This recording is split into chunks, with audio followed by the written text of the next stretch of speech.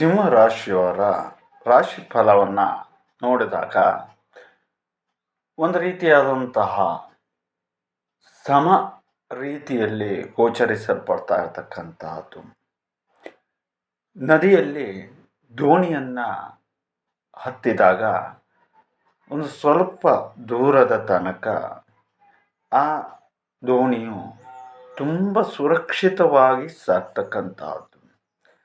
ತದನಂತರದಲ್ಲಿ ಮಧ್ಯದಲ್ಲಿ ಸುಳಿಯ ರಭಸಕ್ಕೆ ಸಿಲುಕಿ ತಿರುಗಿ ಮುಳುಗುವ ಸಾಧ್ಯತೆಗಳು ಕಂಡು ಬಂದರೂ ಕೂಡ ಒಂದು ಸ್ವಲ್ಪ ಸಮಯದ ನಂತರದಲ್ಲಿ ಅದು ಮತ್ತೆ ಸುರಕ್ಷಿತವಾಗಿ ಜಾಗವನ್ನು ತಲುಪುತ್ತದೆ. ಅದೇ ರೀತಿಯಲ್ಲೇ ಈ ವರ್ಷದಲ್ಲಿ ನಿಮ್ಮ ಫಲ ಹೇಳ್ತಕ್ಕಂಥದ್ದು ಕೂಡ ಪ್ರಾರಂಭದ ಕೆಲವೊಂದು ಸಮಯ ಅಂತ ನಾವು ಕರೀತೇವೆ. ಒಂದು 3 ತಿಂಗಳು ತುಂಬ ಶುಭದಾಯಕವಾಗಿ ಇರತಕ್ಕಂಥದ್ದು. ಅಲ್ಲಿಂದ ಜೂನ್ ತನಕ ಅಡ್ಡಿಲ್ಲ. ಆದರೆ ಜೂನ್ದಲ್ಲಿ ಕುಜ ವ್ಯಯಭಾಗದಲ್ಲಿ ಬರ್ತಾನೆ. ಬಂದಂತಹ ಸಂದರ್ಭದಲ್ಲಿ ಉದ್ಯೋಗ ಇತ್ಯಾದಿ ಆದಂತಹ ಸಮಸ್ಯೆಗಳ ಸುಳಿಯಲ್ಲಿ ನೀವು ಸಿಕ್ಕೋತೀರಿ.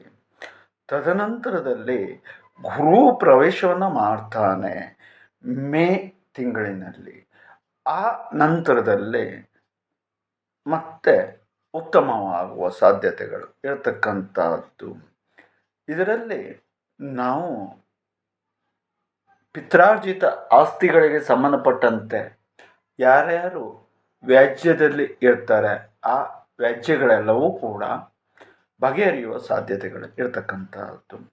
ಆದರೆ ಪತ್ನಿಯ ಆರೋಗ್ಯ ಆಗಿರ್ಬೋದು, ಮಾತೃ ಆರೋಗ್ಯ ಆಗಿರ್ಬೋದು, ಅಥವಾ ಮನೆಯಲ್ಲಿ ಇರ್ತಕ್ಕಂಥವರ ಆರೋಗ್ಯದ ಪರಿಸ್ಥಿತಿ ಮಾತ್ರ ತುಂಬಾ ಕ್ಷೀಣಿಸುವ ಸಾಧ್ಯತೆಗಳು ಇರತಕ್ಕಂಥದ್ದನ್ನು ನಾವು ಕಾಣಬಹುದು. ಜೊತೆಯಲ್ಲಿ ನಿಮಗೆ ಈ ಸಮಯ ಹೇಳ್ತಕ್ಕಂಥದ್ದು ತುಂಬಾ ಕಷ್ಟ.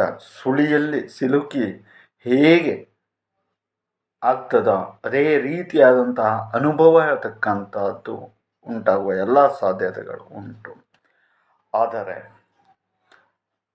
ಪರಮಾತ್ಮನನ್ನು ಧ್ಯಾನಿಸಿಕೊಂಡು ಆತನ ಅನುಗ್ರಹವನ್ನು ತೆಗೆದುಕೊಂಡು ಮನಸ್ಸನ್ನು ಗಟ್ಟಿಯಾಗಿ ಇಟ್ಟುಕೊಂಡು ಜೀವನವನ್ನು ನೀವು ಸಾಗಿಸಿದರೆ ಮುಂದಿನ ದಿವಸದಲ್ಲಿ ಶುಭದಾಯಕವಾದಂತಹ ಫಲ ಇರತಕ್ಕಂಥದ್ದು.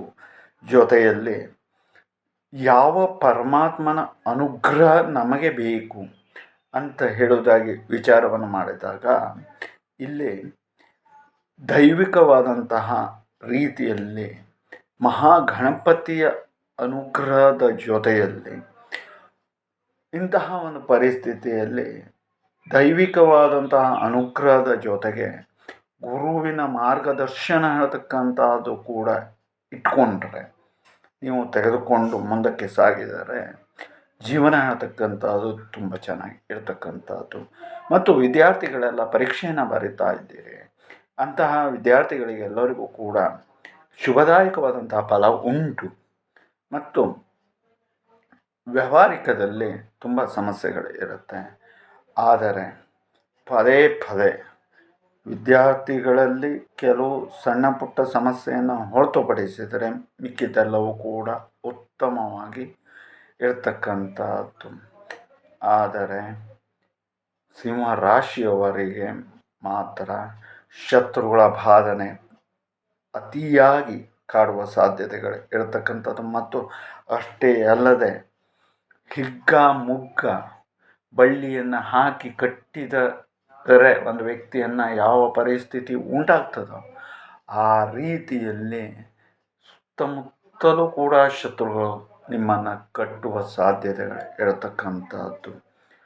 ಹಾಗಾಗಿ ಶತ್ರುವಿನ ದೋಷಕ್ಕೋಸ್ಕರವಾಗಿ ಅನುಗ್ರಹವನ್ನು ಕೂಡ ತೆಗೆದುಕೊಳ್ಳಬೇಕಾಗುತ್ತದೆ. ಮತ್ತು ಉದ್ಯೋಗದಲ್ಲಿ ಆರ್ಥಿಕವಾದಂತಹ ಮಟ್ಟ ಹೇಳ್ತಕ್ಕಂಥದ್ದು ಸ್ವಲ್ಪ ಸಮಯ ತೊಂದರೆಗೊಳಗಾದರೆ ಇನ್ನು ಮಿಕ್ಕಿದ ಸಮಯದಲ್ಲಿ ಏಳಗತಿಯನ್ನು ಹೊಂದುತ್ತೆ.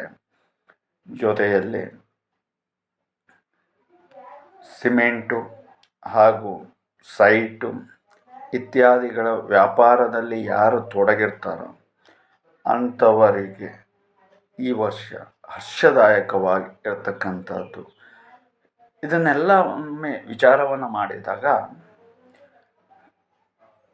ಸಮ್ಮಿಶ್ರ ಫಲ ಹೇಳ್ತಕ್ಕಂಥದ್ದು ಇರತಕ್ಕಂಥದ್ದು. ಆದರೆ ಸ್ವಲ್ಪ ಈ ರಾಶಿಯವರಿಗೆ ದುಃಖವೇ ಜಾಸ್ತಿಯಾಗಿ ಕಂಡು ಬರ್ತಕ್ಕಂಥದ್ದು. ಆದರೆ ಎಲ್ಲವೂ ಕೂಡ ಆತನ ಸಂಕಲ್ಪವಾಗಿರುವುದರಿಂದ ಆತನ ಅನುಗ್ರಹವನ್ನು ತೆಗೆದುಕೊಂಡು ಮುಂದಕ್ಕೆ ಸಾಗಿ ಒಳ್ಳೆಯದಾಗ್ತದೆ.